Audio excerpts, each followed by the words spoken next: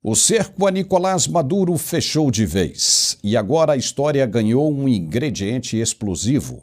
Os Estados Unidos já mandaram as tropas militares em direção à Venezuela e confiscaram mais de 700 milhões de dólares em bens do ditador venezuelano, atingindo em cheio o caixa do chavismo com o bloqueio de mansões, jatos, cavalos de raça, joias e dinheiro vivo. Mas enquanto Washington desmonta peça por peça a rede financeira que sustenta o regime, um episódio em solo brasileiro acendeu todos os alertas. Um cargueiro russo, Ilyushin IL-76, alvo de sanções americanas, que estava na base aérea em Brasília por 3 dias, decolou e seguiu discretamente para Caracas. O voo, que passou por Moscou, Baku, Argel e até fez escala na Bolívia, chega no momento em que Maduro vê o seu patrimônio desaparecer e poucos dias depois de uma ligação reservada entre Lula e Vladimir Putin, cujo conteúdo o governo brasileiro mantém em sigilo. Nos bastidores, a pergunta é uma só: o Brasil serviu de ponto estratégico para a fuga de Maduro rumo à proteção russa? Não sabemos. Mas com uma recompensa de 50 milhões de dólares pela captura do líder venezuelano, os Estados Unidos já movimentam tropas para o Caribe e América do Sul, prometendo pegá-lo vivo ou morto e destruir as engrenagens de corrupção e tráfico que sustentam regimes autoritários na região. Se essa rota de fuga se confirmar, não será apenas Caracas no olho do furacão. Brasília também terá de explicar o seu papel nessa história, porque diante de um jogo desse tamanho, a conta política pode ser impiedosa. Pegue sua pipoca e aproveite, porque as coisas estão acontecendo na velocidade da luz. Escute essa. O presidente americano Donald Trump fez uma declaração hoje bombástica. Novamente, saiu em defesa do ex-presidente Jair Bolsonaro e disse que o Brasil é o pior país da Terra para se negociar. O cara está enfurecido realmente com as autoridades brasileiras e você vai ver ainda nesta edição o que vamos mostrar. Vamos em frente. Os Estados Unidos anunciaram a apreensão de mais de 700 milhões de dólares em bens ligados ao regime de Nicolás Maduro, numa das maiores ofensivas financeiras já executadas contra um chefe de Estado estrangeiro. Não foi apenas congelamento de contas, mansões na Flórida e na República Dominicana, jatos, cavalos de raça, joias, carros de luxo e grandes quantias em espécie foram confiscados, atingindo diretamente o núcleo de poder econômico do chavismo. A procuradora-geral americana Pam Bondi comparou o regime venezuelano a uma organização criminosa internacional, alertando que esta é apenas a primeira etapa de uma operação mais ampla para desmantelar os fluxos ilícitos de dinheiro que sustentam Maduro e seus aliados. Veja bem, seus aliados.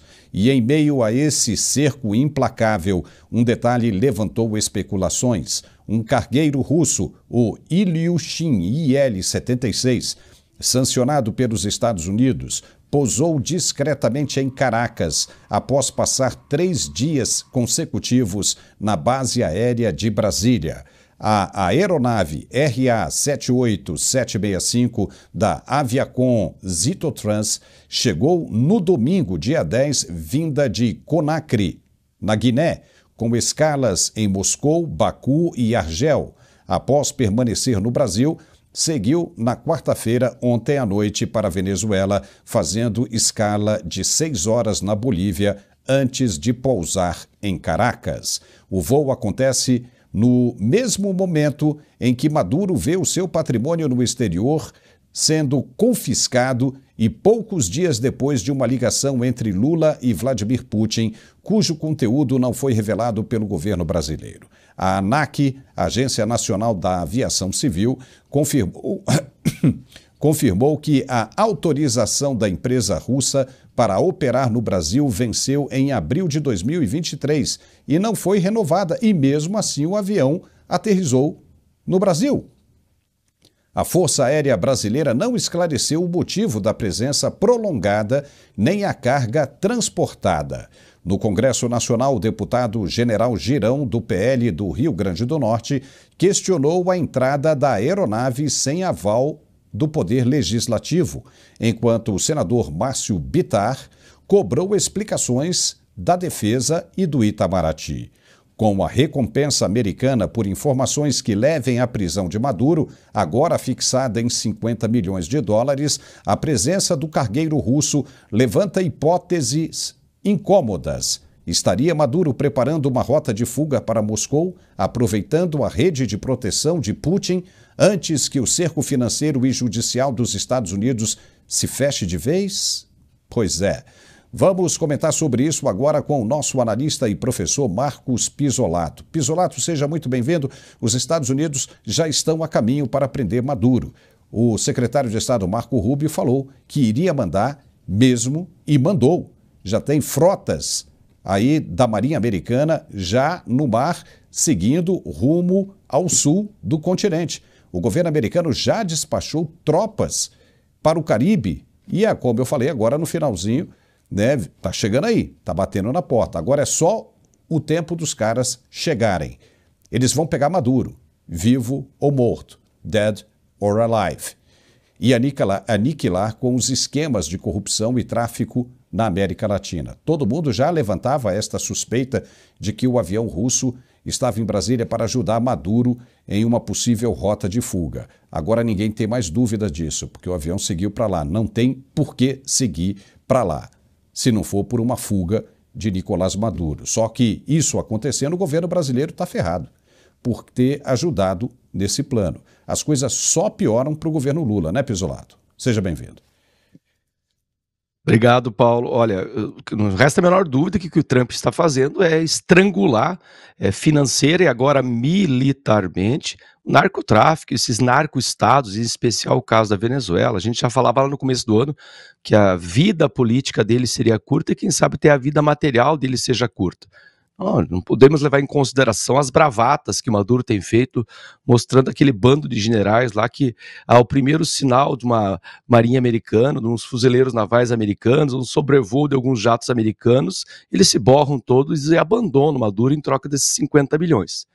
É preciso ressaltar, eu gostaria de analisar isso mais detalhadamente, porque não é a primeira situação em que o Brasil interfere política, econômica e judicialmente. A gente tem o caso da Nadine Heredia do Peru, que a FAB simplesmente foi buscar uma corrupta condenada e ficou por isso mesmo.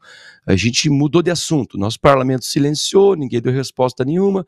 Esse caso é mais grave ainda porque parece ser explícita que houve uma interferência dos andares de cima do Poder Executivo, já que essa aeronave não tinha autorização para pousar no Brasil e pousou mesmo assim. Então essa ordem veio de cima e aí se configurar uma das hipóteses que possa estar dando fuga a Maduro, ou quem sabe dando fuga ao seu patrimônio acumulado, porque ele deve ter com certeza muita coisa acumulada, muito do que ele usurpou do povo venezuelano, esse povo que, eu sempre falo, a Venezuela, Cuba são países que devem alertar o brasileiro, porque o Hugo Chávez chegou ao poder lá em 1999, porque os pais dessa geração votaram.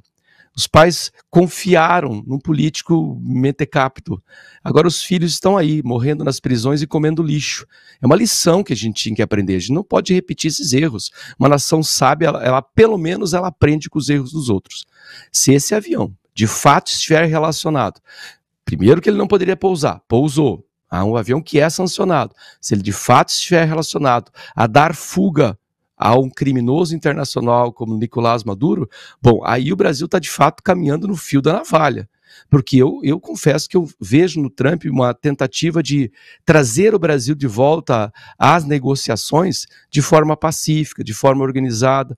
Veja quanto ele protelou essas tarifas, o fato de ter escolhido alguns produtos para tirar fora essas tarifas, cerca de 700 produtos que não foram incluídos, a demora em novas leis Magnitsky pesando sobre certas autoridades brasileiras. A gente fica um pouco ansioso, mas na verdade tudo tem que caminhar de acordo com a lei, para que não haja nenhuma ilegalidade mesmo nos Estados Unidos, que a Suprema Corte Americana não acabe derrubando essas leis Magnitsky e acabe sobrando para o Trump também. Então o que a gente precisa é ter paciência Só que o Trump dá sinais. Essa semana ele se reuniu com o jornalista Paulo Figueiredo, com o Eduardo Bolsonaro, tiraram uma selfie juntos. A gente não pode dizer que o Paulo Figueiredo é um blogueiro. Ele se reuniu, ele conseguiu fazer o que o presidente Lula não fez. Ele se reuniu com o presidente Trump.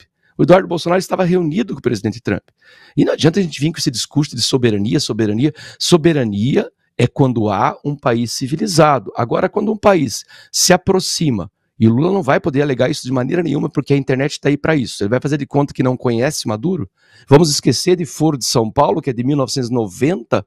Vamos esquecer que as Farc foram membros do Foro de São Paulo? Vamos esquecer da dívida bilionária da Venezuela com a gente? Então não há como negar que há uma clara associação ideológica entre o presidente Lula e o regime da Venezuela. Esse avião passando por aqui, Paulo, isso aí é a gente caminhar no fio da navalha de pé no chão. Nós estamos arriscando demais, tudo em nome de uma ideologia falida, como é o caso dessa defesa que Lula faz tanto querida do tal socialismo. Já ferrou, né, Pisolato? Ferrou, e essa turma não percebeu que já foi embora e está aí só o espírito aí vagando, né? Porque o corpo já foi para a vala há muito tempo. Daqui a pouco é só receber o sinal e subir, porque os caras vão vir com tudo mesmo para valer. E o Lula, daqui a pouco nós vamos falar sobre isso também, ainda foi provocar Trump de novo agora, né? Dizendo que tem um relacionamento de respeito com Cuba, né? Sendo que o secretário de Estado, Marco Rubio, disse ontem que também vão entrar em Cuba, vão acabar com essa porcaria toda, né, de que é essa esquerda, né, autoritária dominante na América Latina. Vai varrer todo mundo, porque, de acordo com as informações que os americanos têm, essa esquerda autoritária na América Latina é responsável pelo maior tráfico de drogas que o mundo já viu, né? Matando americanos em solo americano com fentanil. E está todo mundo envolvido nessa história. Então, como é que você vai pegar, né? Começa lá do Panamá, do Canal do Panamá, aqui para baixo, né? Na Argentina, os caras já fecharam. O Milei já fechou, aqui não passa, entendeu? Já cercaram pelo Cone Sul. Aí você tem o Panamá, né? O Panamá também está resolvido. Você vem com a Nicarágua, você entra com o Gustavo Petro lá na Colômbia, o Nicolás Maduro, o Miguel Díaz-Canel lá de Cuba. Você tem todo o Foro de São Paulo. Aí o Brasil vai ficar de fora? Você acha que os caras falam, não, o Brasil não. Nós vamos mostrar já aqui a fala, depois que eu terminar isso aqui com você comentar, a fala de Donald Trump, dizendo que o Brasil hoje é o pior país da Terra para se negociar questões comerciais. E mais, politicamente também, porque está cometendo uma perseguição política contra o ex-presidente Jair Bolsonaro. Ou seja, é mais um recado. Veja que o homem tem uma reunião nessa sexta-feira super importante com o presidente Vladimir Putin e ainda abre espaço na cabeça dele para falar da situação de Jair Bolsonaro. E os caras no Brasil querem fazer o quê? Querem bater de frente? Vão tomar na cabeça. Os caras já estão descendo. Estavam achando que era brincadeira? Quem vai perder o visto primeiro? Durante todo esse tempo estavam achando que era brincadeira e agora as coisas estão acontecendo e acontecendo muito pior do que muita gente imaginava que poderia acontecer. Você está cheio de porta-aviões já descendo para o sul do continente. E mais uma coisa, viu, Pisolato? Pela primeira vez, nos exercícios militares feitos entre Brasil e Estados Unidos, os americanos chegaram com armamento pesado.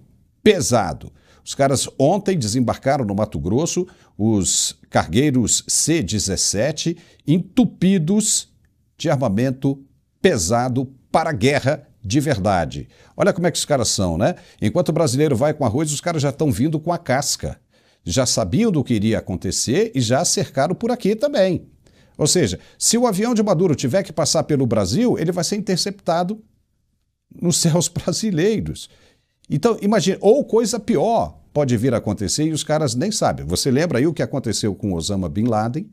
Né? Os caras foram lá resolver a questão, o que aconteceu com Saddam Hussein, e você acha que tudo isso é o quê? Série de Netflix? Tá achando que isso é roteiro de cinema? Não, papai, isso é realidade. E realidade assustadora. Os caras estão chegando, vão acabar com o que chamam de irregularidade, narcotráfico, essa podridão toda. E quem tiver no nome na lista ali, ó, porque tem um cara chamado Hugo Carvajal, que é o Pollo Carvajal. O cara abriu tudo. Tudo. Quando esse cara foi preso lá na Espanha, a jornalista italiana bateu um papo com ele, ele citou nome de autoridades brasileiras. Então, é uma coisa para ficar, né, extremamente assustada. Agora, se o Brasil tiver conivência, vai pagar. Depois não adianta chorar. Ah, soberania. Soberania é o jus esperniandi. É o cara reclamando porque sabe que fez bobagem, botou a mão ali na fogueira e agora vai sair queimado. E aí ele está esperneando, mas não vai ter saída, né, o Pisolato? Olha, o que o Brasil está passando é um problema que a gente poderia chamar de problema matriosca. Sabe aquelas bonequinhas russas que você tira a camada externa, tem mais uma bonequinha dentro? Só que é uma matriosca do horror, né? Porque se a gente for somar tudo que vem acontecendo, eu acho até que o Trump está sendo generoso e bastante paciente com o Brasil. Essa última fala dele dizendo que o Brasil é um dos piores para negociar, veja, a gente está falando de um país que negociou com o arquirrival como China, que vai negociar amanhã, sexta-feira, né, no Alasca, com o Putin. E o Brasil, ele está dizendo, esse é o pior país para negociar. Por isso que eu acho que ele está sendo até generoso, dado todo o somatório de problemas em que o Brasil está envolvido. Claro, porque o Brasil é um importante parceiro econômico. Os Estados Unidos não quer perder o Brasil. O que o Brasil não pode fazer é essa política de sexto ano, essa política de juventude influencer.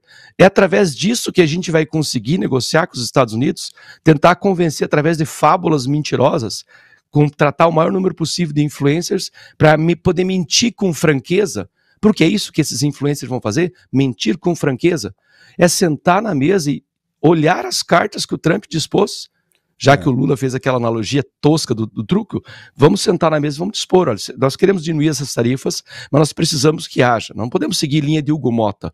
Ah, não tem mais anistia, é impensável, isso é impraticável, né, Paulo? Não tem como a gente insistir nessa linha fabulosa. E essa Como você bem disse, né, Paulo? Estamos vendo a realidade, estamos falando de questões militares, inclusive.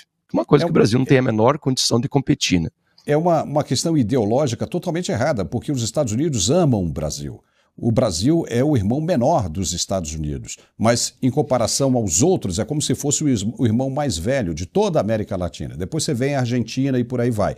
Então os Estados Unidos querem o Brasil e é uma relação de troca nisso aí. Se os Estados Unidos têm interesse no Brasil, eles também têm a oferecer ao Brasil. O Brasil tem muito a crescer, porque o Brasil não está se associando a, por exemplo, a um líder asiático, a um líder, né, do leste europeu, um líder dos Emirados Árabes. Está se reunindo também não apenas com um líder do continente americano, mas o líder do mundo. Caramba, o líder do mundo. O líder do mundo está aqui dizendo, olha, eu quero você comigo, quero estar junto com você.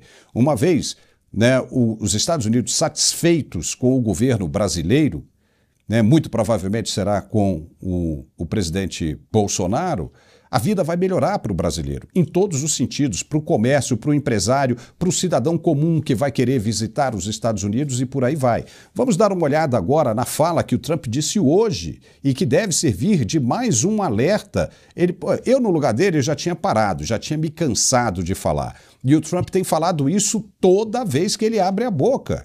Vamos ouvir a fala do Trump e a gente volta. We're doing better than any other country in the world right now. Brazil has been a horrible trading partner in terms of tariffs. As you know, they charge us tremendous tariffs, far, far more than we were charging them. We weren't charging anything, essentially.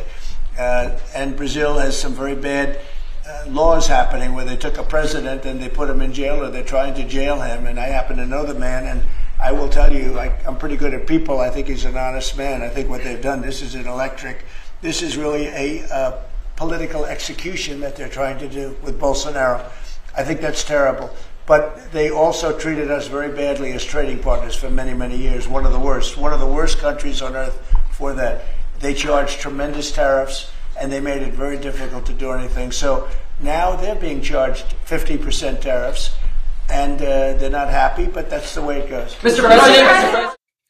Viu aí? Família do presidente do Supremo Tribunal Federal, ministro Luiz Roberto Barroso, é proprietária de um apartamento belíssimo, de altíssimo padrão, em Key Biscayne, área supernobre de Miami, nos Estados Unidos, adquirido integralmente à vista, sem financiamento.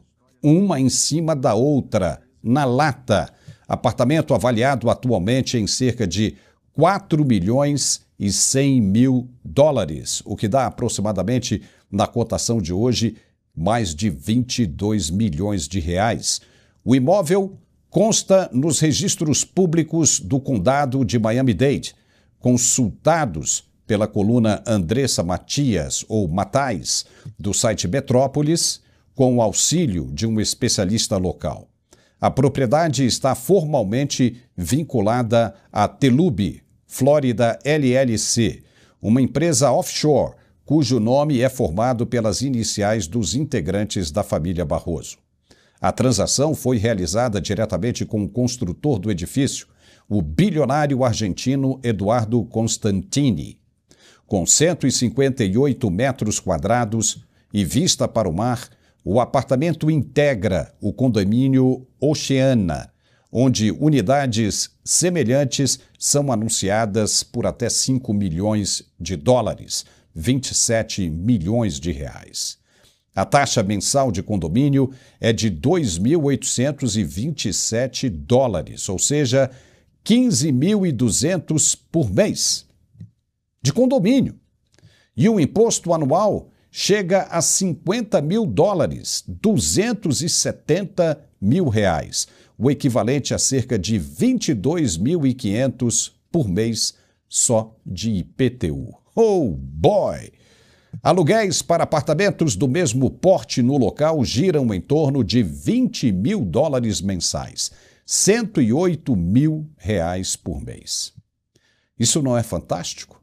Para quem queria derrotar o bolsonarismo e defender o pai dos pobres. O imóvel foi utilizado até pouco tempo atrás por Bernardo Van Brussel Barroso, filho do ministro e colaborador do banco BTG Pactual, que residia em Miami.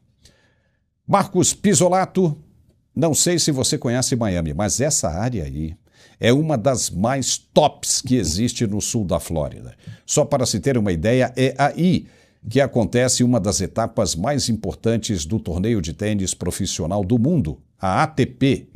Agora o ministro não pode mais visitar esse paraíso. A pergunta é a seguinte: vale a pena o que eles estão fazendo? Como dizem, em defesa da democracia? Será que vale a pena, Pisolato? Olha, Paulo, eu vou citar uma frase do ditador romano Júlio César. Ele dizia assim, olha, república é só uma palavra. Para essas pessoas, eles de fato pensam, república é só uma palavra. O que a gente vive no Brasil aí nos últimos, pelo menos nos últimos 6 anos, né? Porque isso não é uma escalada de 6 anos, é uma escalada muito antiga, mas pelo menos nos últimos 6 anos, o que a gente vive é uma monarquia feita de vários baronetes, vários marqueses, vários condes, que vivem num luxo desmedido, completamente desconectado da realidade brasileira.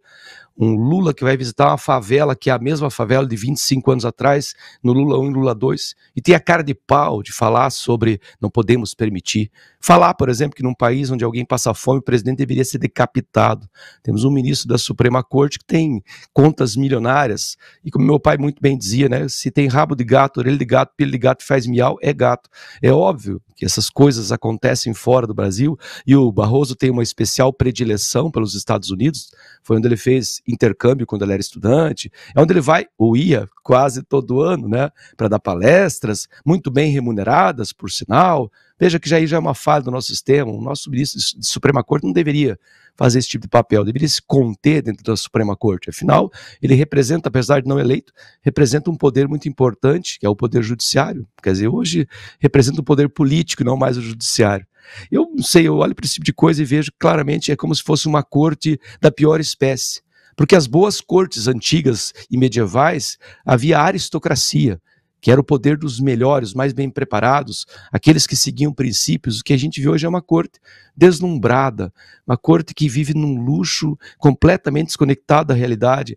E isso precede, eu sou professor de história, Paulo, quando a corte perde a conexão com a realidade, que é isso que a gente vê, como uma pessoa dessa vai ter coragem de falar sobre defesa da democracia, defesa de república, de Estado Democrático de Direito, e viver inababescamente num apartamento desse aí? Imagine quanto custa viver nesse apartamento.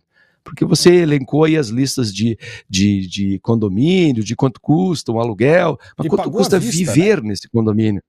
E pagou à vista. Uma pessoa que ganha R$40 mil por mês comprou um apartamento de R$22 milhões. Há que se investigar, inclusive. Tudo bem, ele é sócio de alguns escritórios de advocacia nos Estados Unidos, o que é estranho também para o ministro da Suprema Corte, compromete bastante certos julgamentos que ele possa fazer. Tanto que se levantou aí a possibilidade de ele se aposentar, acho impossível. Porque se ele se aposenta, ele perde imunidade, né? E aí fica muito mais complicado se defender. Se levantou, inclusive, uma embaixada para ele. Também acho muito difícil, porque mesmo que seja uma embaixada europeia, o amor dele é pelos Estados Unidos, ele é família, tem essa relação com os Estados Unidos. E mesmo que seja uma embaixada europeia, a lei Magnitsky poderia se estender a outros países, como pode se estender a outros países. Não, se for global, vai geral. Não tem como escapar. Tanto que a postura física dele é de alguém que sentiu muito a lei Magnitsky, que se aproxima dele. Esse silêncio dele, essa postura dele. Ele deve estar sentindo isso, Paulo. Eu tenho que dizer, porque a nossa audiência nos comentários às vezes menciona isso. Não é uma satisfação nossa, mas é isso que acontece com pessoas que olham para o brasileiro com o desdém que ele olhou lá no Perdeu Mané. Esse desdém que ele demonstra para derrotamos o bolsonarismo, isso volta. A gente falou que ia acontecer. E eles não acreditaram, eles fizeram piada, eles estão na fase da fábula narrativa, e eles estão sentindo, de fato estão sentindo. Depois a gente vai comentar o caso dos influencers, isso já é sinal que o STF sentiu a mão pesada dos Estados Unidos. E os caras estão chegando aí, os Marines estão chegando aí, estão bem ali na esquina. E em plena disputa comercial com os Estados Unidos, o Supremo Tribunal Federal deu um outro tiro no pé, dá para acreditar? Como se nada estivesse acontecendo no país. Não dá para entender a desses caras. Deu sinal verde para a cobrança de um tributo extra sobre serviços de streaming, atingindo diretamente plataformas como a Netflix. A própria empresa estima que o novo imposto vai gerar um impacto de cerca de 400 milhões de dólares nos custos Brasil. E, inevitavelmente, essa conta vai ser repassada para o bolso do assinante brasileiro. Claro que vai. A contradição é evidente. Enquanto o governo americano defende com unhas e dentes suas big techs, blindando-as de concorrência desleal e criando barreiras para proteger o seu mercado interno, o governo Lula faz justamente o contrário. Em vez de adotar políticas que reduzam o peso sobre o consumidor e incentivem a inovação, escolhe justamente aumentar a carga tributária sobre serviços digitais amplamente usados no país. É mais imposto para o brasileiro, menos competitividade para o mercado e um recado claro de que a prioridade é arrecadar, não aliviar. E vem como uma resposta para o tarifaço de Trump, como Lula prometeu. Lula diz, nós vamos taxar as big techs. Tudo isso como se fosse machucar o americano, Donald Trump. Para piorar a situação, no mesmo dia, Lula assinou um decreto com medidas de reciprocidade ao tarifaço. Uma reação que soa mais como um gesto político para o público interno do que uma estratégia comercial capaz de reverter o prejuízo causado pelas tarifas impostas por Donald Trump. Enquanto isso, o contribuinte paga duas vezes, como consumidor, que terá o serviço mais caro, e como cidadão, que arca com as consequências de uma política econômica que não protege o seu interesse. E, como resultado, vamos ter assinaturas mais caras, queda no acesso e um país cada vez mais afastado das melhores práticas de competitividade no setor digital. Exatamente o oposto do que o Brasil precisaria para crescer e se integrar de forma inteligente à economia global. Pisolato, o governo Lula agiu com birra e cometeu um erro grosseiro, crasso, penalizar as empresas digitais americanas em um momento como esse. Não foi uma boa ideia. E o Supremo embarca nessa. Foi pior ainda sendo que o ministro presidente é Luiz Roberto Barroso, que quer voltar aos Estados Unidos. Ele ainda não foi sancionado com a Magnitsky. Por enquanto, é só uma suspensão de visto que pode ser revertida, mas o cara é o presidente do Supremo. E endossa uma atitude como essa. O que você achou? Olha, Paulo, a primeira tua análise foi perfeita, é bem isso mesmo, né? Uma desproporção que provavelmente vai ser utilizada em campanha.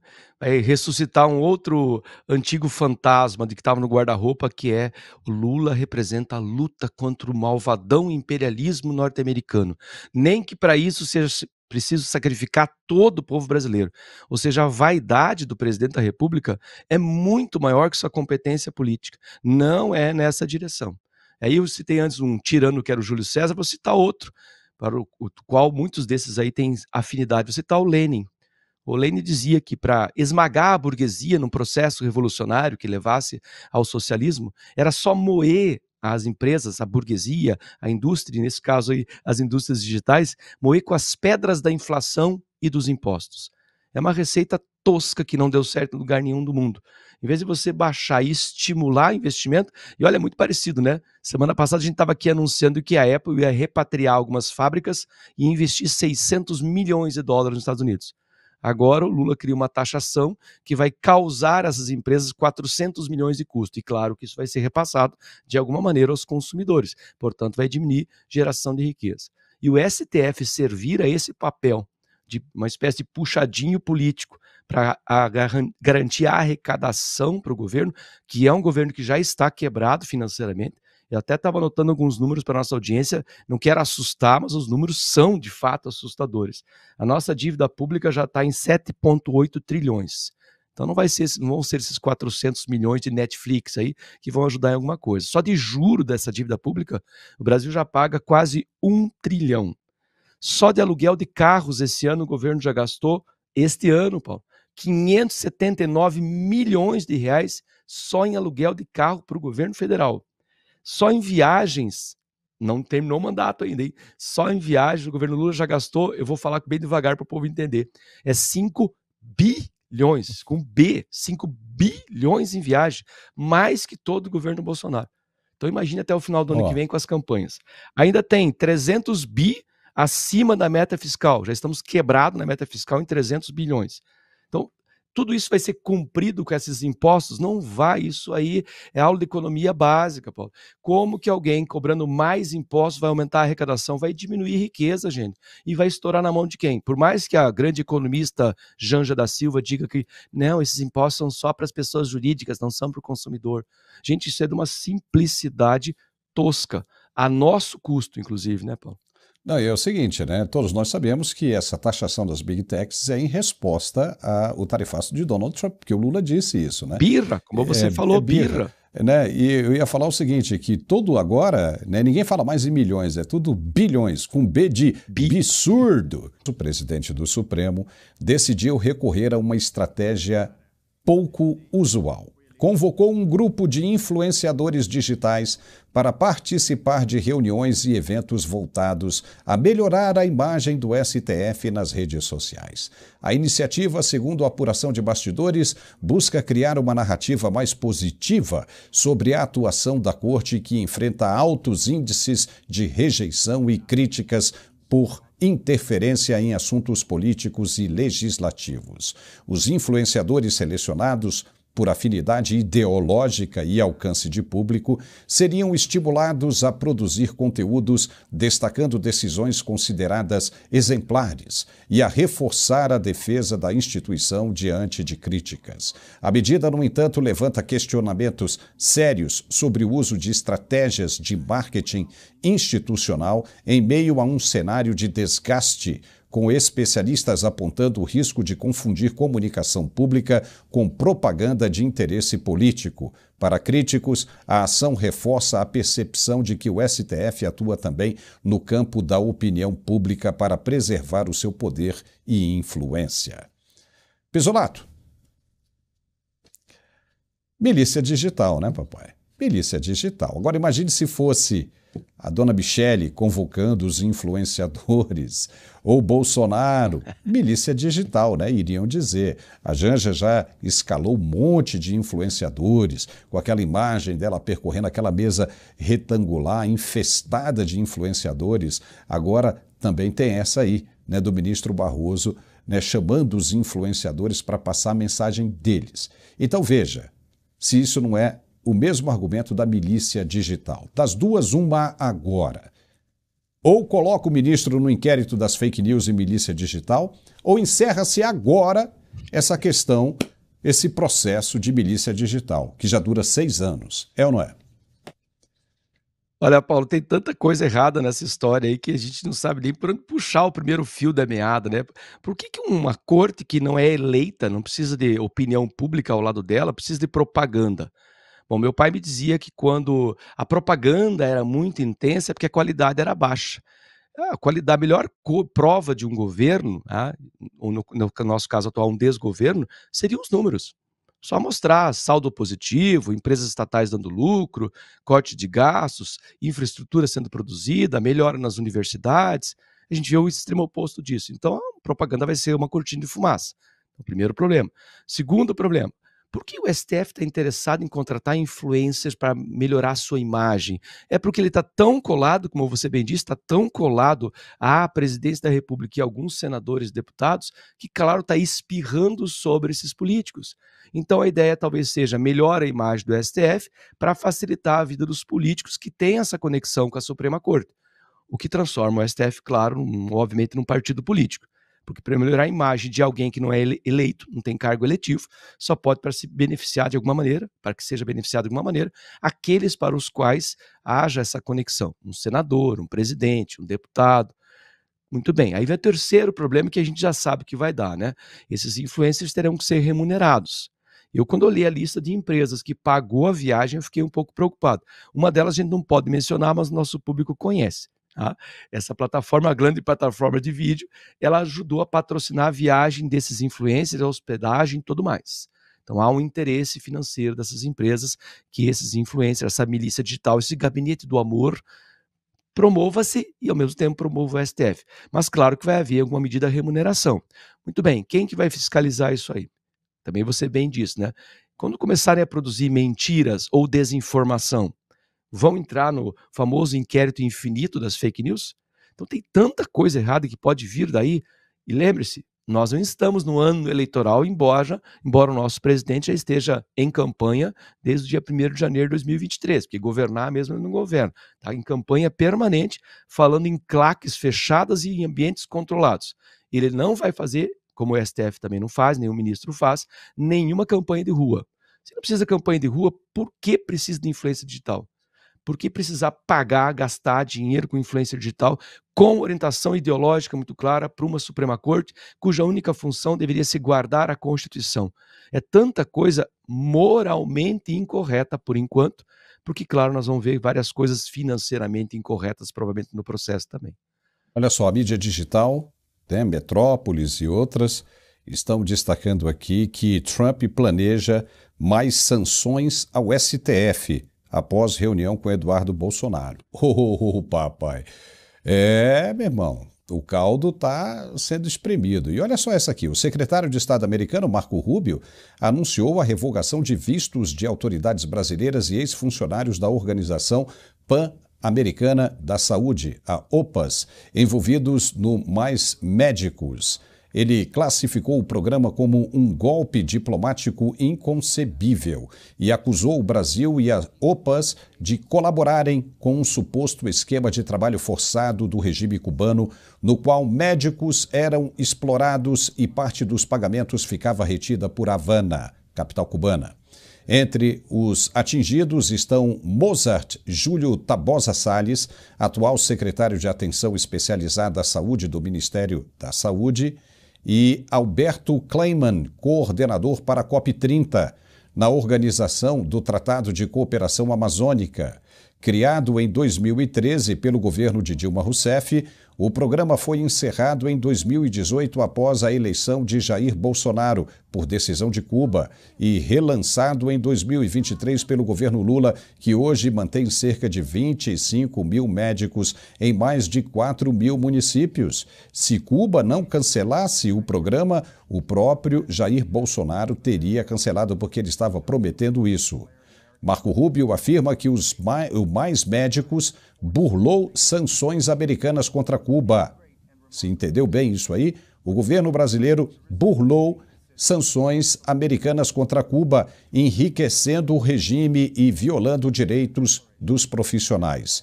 No Brasil, o ministro da Saúde, Alexandre Padilha, defendeu a iniciativa, chamando os ataques de injustificados. Já o presidente Lula, sempre ele, classificou a medida como arbitrária e uma interferência na soberania brasileira. Aconselhou os sancionados a ignorar a decisão americana, declarou ter uma relação de respeito com Cuba e, imaginem você, ainda provocou Washington, sugerindo que os Estados Unidos usam sanções como instrumento político e que perderam a guerra. Veja o que Lula disse. Mozart, não fique preocupado com o visto dos Estados Unidos. O mundo é muito grande. O Brasil tem 8,5 milhões de quilômetros quadrados. Você tem lugar para andar no Brasil pra caramba, cara.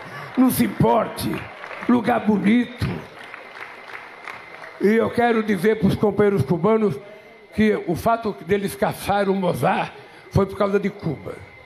Que eles tinham ido a Cuba. Então é importante eles saberem que a nossa relação de Cuba é uma relação de respeito a um povo que está sendo vítima de um bloqueio há 70 anos. Há 70 anos. Hoje estão passando necessidade. Estão passando num bloqueio que não há nenhuma razão. Os Estados Unidos fez uma guerra, perdeu. Aceite que perdeu e deixe os cubanos viver em paz. Deixe os cubanos viver a sua vida. Não fique querendo mandar no mundo, ele não é imperador, gente. Ai, caramba, né? Parece que só faltou ele fazer um alvo assim, sair na porta ali do Palácio da Alvorada, abrir os braços e falar: acerta em mim, acerta em mim. Nossa, isso é muito sério. Num momento como esse, o que essas pessoas imaginam, Pizzolato? Que vão se dar bem? Acham que isso tudo vai terminar bem? Veja, primeiro que Donald Trump entende o ministro sancionado Alexandre de Moraes como uma meta a ser cumprida. Eles querem tirar o ministro Alexandre de Moraes de onde ele está. E se o ministro diz que não vai sair, isso soa como mais uma provocação, uma instigada no ímpeto de Donald Trump. Então ele vai até o fim. E o americano, quando traça uma meta, ele não desiste até atingir o seu objetivo. E você falar não é como se você estivesse provocando. E o Lula é o segundo dessa história. O Lula é um provocador nato. Acho que essa turma toda tinha que segurar e falar: não dê mais microfone para o presidente brasileiro, porque quando ele fala de improviso, ele só piora a situação, Pizzolato. Só piora a situação. Os caras estão vindo aí para limar Maduro, eles vão levar Maduro vivo ou morto. Vão levar. Vão entrar em Cuba e vão resolver a questão. Muito fácil, no estalar de dedos. E se essa turma estiver pensando que tem China, que tem Rússia, que tem Irã, que tem Coreia do Norte para ajudar, esqueçam. E os caras estão lá, enfiando o dedo no dente cariado, Pizzolato. Tem chance disso acabar bem? Olha, Paulo, já está mal, né? Como eu falei antes no primeiro comentário, o Trump está sendo bastante paciente com o Brasil. A gente vê pelas falas dele que talvez essa paciência já esteja num limite assim para lá do aceitável. Isso que a gente ouve do Lula, eu já diagnostiquei ele aqui há algum tempo atrás, andei conversando com alguns amigos médicos. Esse fenômeno que o Lula demonstra nas suas falas é típico de histeria mesmo. Ele está desconectado da realidade. De fato, ele acredita no que ele está falando. Porque o histérico acredita na mentira depois de muito tempo repetida, ele não enxerga mais a realidade como ela é. Ele vai sentindo a realidade. Ele, de fato, acha um grande herói, salvador, combatedor do mal americano, que é nada menos do que a contradição moral típica da esquerda. Especialmente o PT e seus asseclas, eles operam em dois modos, né? É o modo falar besteira e fazer besteira, e ainda na clave do dane-se, porque quem está envolvido nisso é o povo brasileiro. Essa claque que fica aplaudindo em torno não faz ideia do que é o programa Mais Médicos, que está sendo revelado, aliás, está sendo revelado há algum tempo atrás já. Agora apenas os Estados Unidos estão escrachando para o mundo que é o Mais Médicos. É trabalho escravo, eu secundo o que a Maria Elvira Salazar falou, a deputada republicana. É trabalho escravo, gente. O Brasil pagava, em média, R$12 mil cada médico desse cubano que vinha para cá. O médico ficava com apenas 25%. 70% é para o governo cubano. É aí que o Brasil estava driblando a sanção econômica. Era um jeito do Brasil enviar dinheiro para Cuba.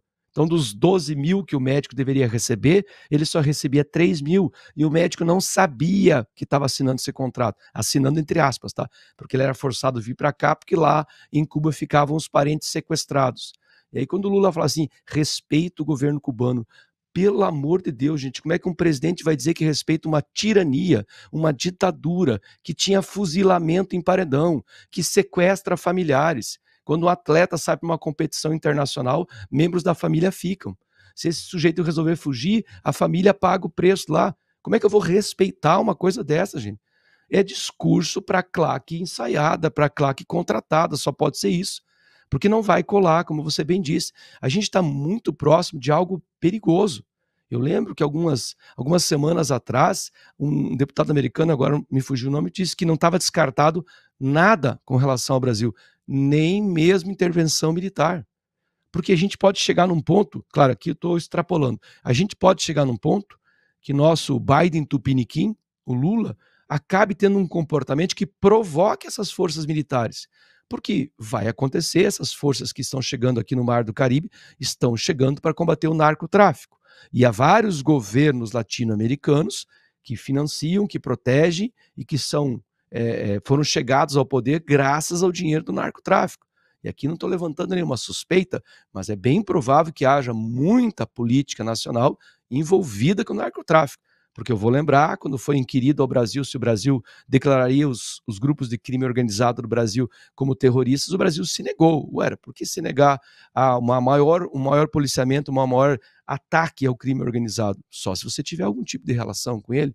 Então você bem falou aí, Paulo, que as coisas estão começando a caminhar numa direção que nenhum de nós quer. Eu sei que muitos começam a pensar assim, mas que venha de uma vez e que tirem esse governo à força. A gente não quer isso, porque isso é terrível para reconstruir uma nação. Toda nação que passou, a América Latina é cheia disso, né? Passou por esses processos militarizados, é a pior situação possível. Como nós vamos pacificar uma nação sem anistia? Como pacificar uma nação com o Supremo agindo como está agindo, como partido político, com interesse ideológico? Como vamos pacificar uma nação com um presidente que tem essas falas estapafúrdias, que transforma o brasileiro numa espécie de vítima da sua vaidade, do seu orgulho? Nós precisamos recentrar, é preciso que a Câmara haja com hombridade, que o Senado haja com hombridade, porque senão não vai nos restar saída nenhuma, de fato, há um processo mais doloroso para o Brasil. É por isso que tudo isso está acontecendo. O brasileiro não pode reclamar, porque... E o brasileiro, coitado, não reclama mesmo, né? Muito pelo contrário, está festejando, porque o brasileiro votou desses nomes que estão no Senado, né, na Câmara, os líderes, né? Votou no Davi Alcolumbre, votou no Hugo Mota, e olha o que os caras estão fazendo. Entendeu? O Davi Alcolumbre, né, para qualquer jurista, está cometendo um crime de prevaricação, porque há inúmeros flagrantes de desrespeito constitucional e ele vê, sabe e não toma nenhuma medida. Então, quando você sabe de um crime, você tem condições de evitá-lo e você é um ente público. Se você não o faz, você está cometendo um crime previsto na Constituição, que é o de prevaricação. Então ele tem que responder por isso, o Hugo Mota tem que responder por isso. Então o brasileiro hoje não consegue fazer nada. O Congresso Nacional não consegue fazer nada. E você vai deixar esses caras agindo dessa maneira, do jeito que eles acham que podem e devem agir? Entendeu? Você não pode fazer nada. Aí você deixa, torcendo para que um milagre aconteça. E o milagre aconteceu. As orações foram movidas e uma força muito maior vem de fora para colocar ordem na casa, atendendo ao pedido daqueles que clamam por socorro. Se você não tem como resolver isso internamente, você tem que pedir ajuda. E essa ajuda chega, como está chegando agora. E o discurso desses caras que nós estamos vendo agora no Brasil, dessas autoridades brasileiras, se assemelha muito ao discurso dessas outras autoridades que estão sendo sancionadas agora e que estão sofrendo agora. Por exemplo, Maduro falou, venga, venga, dizendo que estava ali esperando, provocando. Os caras estão vindo. E agora, papai, o que você vai fazer, bad boy? Bad boy, o que você vai fazer quando os caras chegarem para você? Vão pular fora, então não adianta. Os caras seguem a mesma coisa. E outro processo também. Todo mundo sabe que Miami é o paraíso preferido para todos, para todas essas autoridades autoritárias, ditatoriais da América Latina. Todos eles aí ganham esses dinheiros assim que essas quantias enormes que não se consegue explicar e vão para lá para gastar em Miami, né? Na América Latina toda. Você vê isso da Nicarágua, você vê da Venezuela, a prova foi que todo mundo vai para lá. E todos eles agem do mesmo jeito quando a faca vem no pescoço, como está acontecendo agora. Maduro vai fazer o quê? E quando chegar a vez do Brasil, porque se faz parte do Foro de São Paulo, se acaba de dizer uma besteira dessa que o presidente acabou de dizer, que tem um relacionamento com Cuba, que respeita Cuba, e o Porto de Mariel? Se Cuba está sancionada, o governo jogou dinheiro lá dentro, nesse porto. E Cuba não vai pagar, papai. Então esse dinheiro acabou entrando para benefício cubano, sendo que não poderia ter entrado. São 9 bilhões de reais que os cubanos também devem, cerca disso, né? Ao governo brasileiro. Os caras não vão pagar, a Venezuela não vai pagar, ninguém paga nada. Então acaba entrando como uma forma de burlar um país sancionado. Vai pagar, vai pagar. Entendeu? Nós estamos felizes com isso aí? Não, não estamos, porque é triste. Nós queríamos ter no Brasil um governo, né, decolando, voando, livre, leve e solto, como foi terminado no período Bolsonaro. Mas aí, dá nisso. Pisolato, chegamos ao final do nosso programa, suas considerações finais. Olha, hoje eu estou meio pessimista, tá, Paulo? Eu sempre gosto de deixar a nossa audiência otimista, mas o Brasil não deixa a gente sentir tédio, mas às vezes é triste, né? Eu fico pensando como professor de história, a gente já teve os Machados de Assis, os Lima Barreto, hoje a gente tem os influencers. A gente já teve um Rui Barbosa, um Oswaldo Aranha, hoje a gente tem Dino, a gente tem Fachin, e a gente já teve um Dom Pedro II, admirado mundo afora, respeitado pelas grandes potências do mundo. Hoje a gente tem Lula. A gente tem que ter muita energia para continuar lutando essa batalha, porque de fato é muito doloroso.